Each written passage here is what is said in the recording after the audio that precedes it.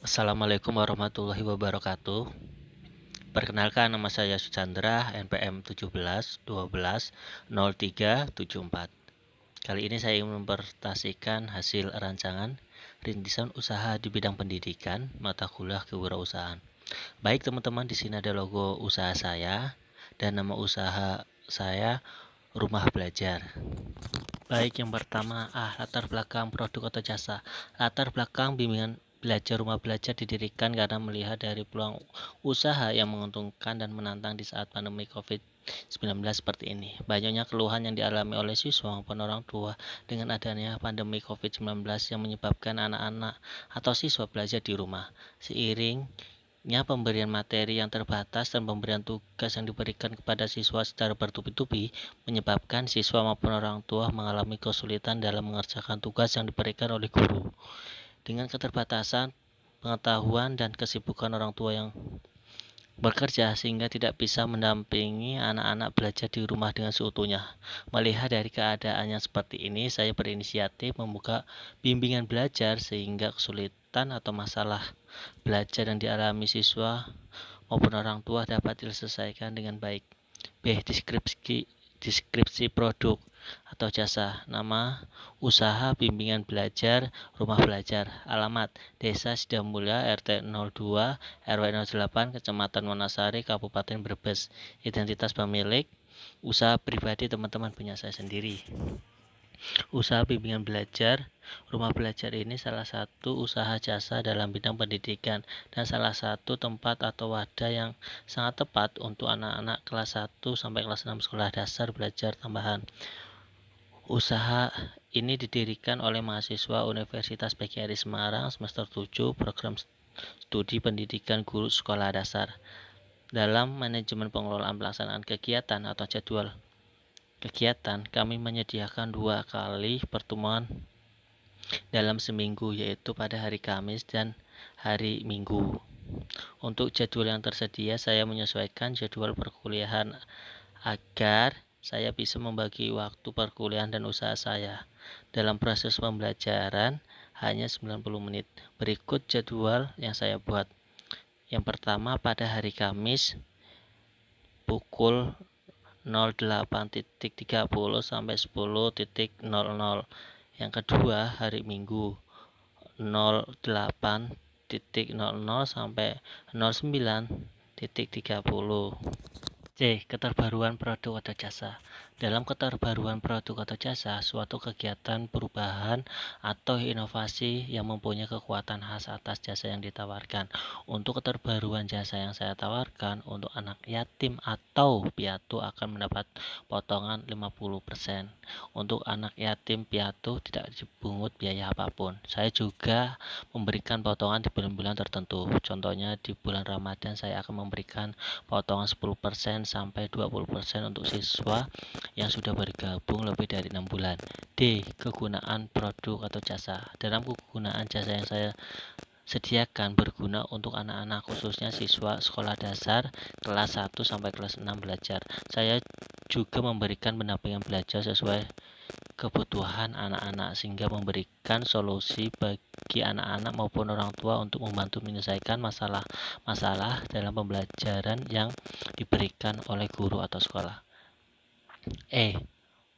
Roadmap pengembangan produk atau jasa. 1. Visi dan tujuan produk.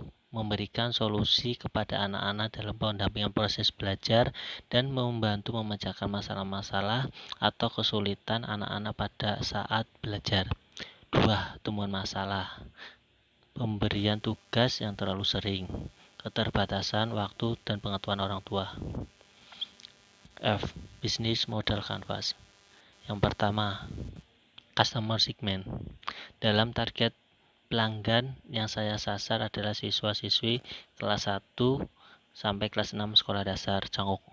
Yang pertama, cangkupan sekitar rumah, lalu cangkupan sekitar desa Sidamulya, desa saya, lalu cangkupan wilayah kota Brebes. Yang kedua, volume per session. Keunggulan bimbingan belajar Rumah Belajar tersedianya pendampingan belajar dapat meningkatkan kemampuan dan keterampilan anak-anak. 3. Channel. Channel atau saluran adalah bagaimana cara menyampaikan usaha saya sampai kepada pelanggan atau konsumen dengan melalui penempelan brosur di sekolah-sekolah, lingkungan padat penduduk, dan saya memanfaatkan media sosial yang saya punya. 4. Customer relationship. Ini merupakan elemen di mana perusahaan menjalin ikatan dengan pelanggannya agar pelanggan tidak berpaling atau berpindah di usaha yang lainnya karena hubungan yang kurang baik. Saya selalu memberikan potongan kepada setiap siswa atau orang tua yang mampu membawa peserta baru ikut bergabung. Yang mampu mengajak 2 siswa baru yang bergabung akan mendapatkan potongan sebesar 15%, dan apabila mampu mengajak 5 siswa baru akan mendapatkan potongan sebesar 50%. 5. Revenue stream. Sumber pendapatan ini sangat penting dalam perusahaan untuk mengelola pendapatannya dari pelanggan. Ini harus dikelola secara maksimal agar usaha yang saya kelola dapat berkembang dengan baik. Mengenai pendapatan yang saya dapatkan murni dari pelanggan. 6.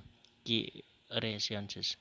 Dalam usaha bimbingan belajar rumah belajar, sumber daya manusia lah yang sangat berperan penting karena usaha ini yang bergerak di bidang jasa yang memerlukan tenaga, kemampuan, dan keterampilan yang dimiliki.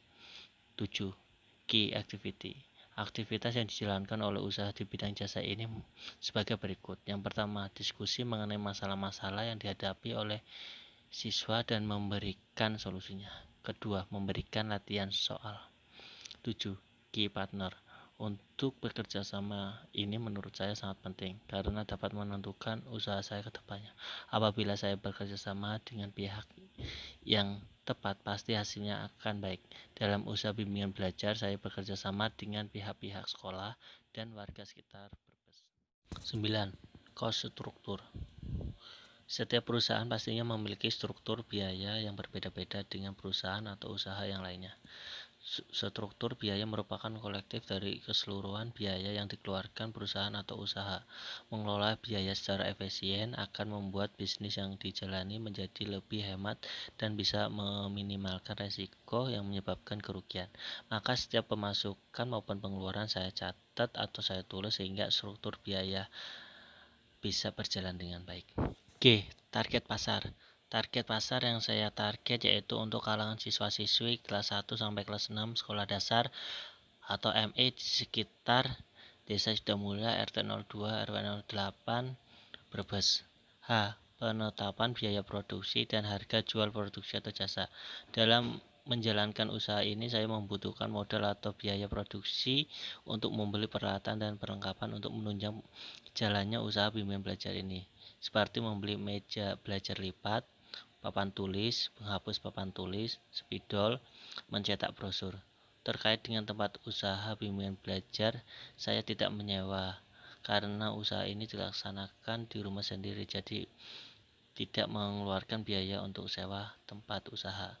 Mengenai omset yang didapat, saya belum bisa menampilkan omset secara terperinci. Untuk omset yang dihasilkan tergantung jumlah banyaknya peserta yang mengikuti atau bergabung dengan bimbingan belajar rumah belajar. 1. Modal usaha. Yang pertama, membeli papan tulis sebanyak 1 unit seharga Rp60.000. Kedua, membeli spidol sebanyak 2 unit seharga Rp12.000. 3. Membeli penghapus papan tulis sebanyak 1 unit seharga Rp10.000.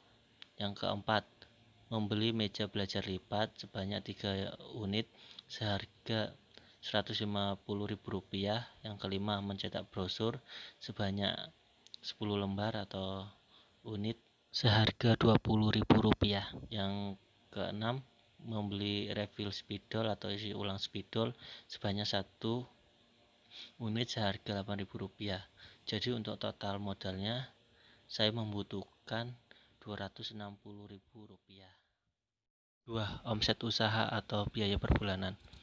Untuk SD atau MI saya patok harga pendaftaran sama saja sama uang per bulannya Rp40.000. Omset usaha dilihat dari banyaknya siswa yang bergabung. Semakin banyak yang bergabung maka omset usaha akan banyak pula. I. Rencana pemasaran produk. Teknik pemasaran usaha bimbingan belajar rumah belajar sebagai berikut. Yang ke-1, memberikan diskon atau potongan. Teknik ini memberikan diskon pada anak-anak atau orang tua yang mampu mengajak 2 siswa baru yang bergabung akan mendapatkan potongan sebesar 15%. Dan apabila mampu mengajak 5 siswa baru akan mendapatkan diskon sebesar 50%. Teknik ini saya rasa sangat diminati untuk siswa atau orang tua untuk mencari siswa baru demi potongan tersebut. 2. Menyebar atau memasang brosur. Teknik penyebaran atau memasang brosur untuk menarik peminat siswa atau orang tua untuk bergabung di usaha saya. Untuk penempelan brosur ke sekolah-sekolah di jalan padat penduduk. 3. Promosi online melalui medsos. Teknik promosi online, saya memanfaatkan media sosial yang saya punya untuk memasarkan usaha bimbingan belajar saya. Dengan promosi di media sosial, saya rasa informasi akan diterima atau diakses oleh semua orang dengan mudah dan cepat. C. Kesan dan pesan. Harapan saya semoga usaha bimbingan belajar rumah belajar yang saya rintis atau saya jalankan dapat berjalan dengan baik dan berkembang semestinya. Karena bimbingan belajar ini sangat memberikan manfaat banyak untuk anak-anak khususnya siswa-siswi kelas 1 sampai kelas 6 sekolah dasar dan orang tua siswa. Selain itu, saya ingin berbagi ilmu yang saya miliki saat ini untuk bekal saya nanti pada saat menjadi guru. Amin amin ya robbal alamin. Sekian presentasi dari saya. Apabila ada kesalahan, saya mohon maaf. Wassalamualaikum warahmatullahi wabarakatuh.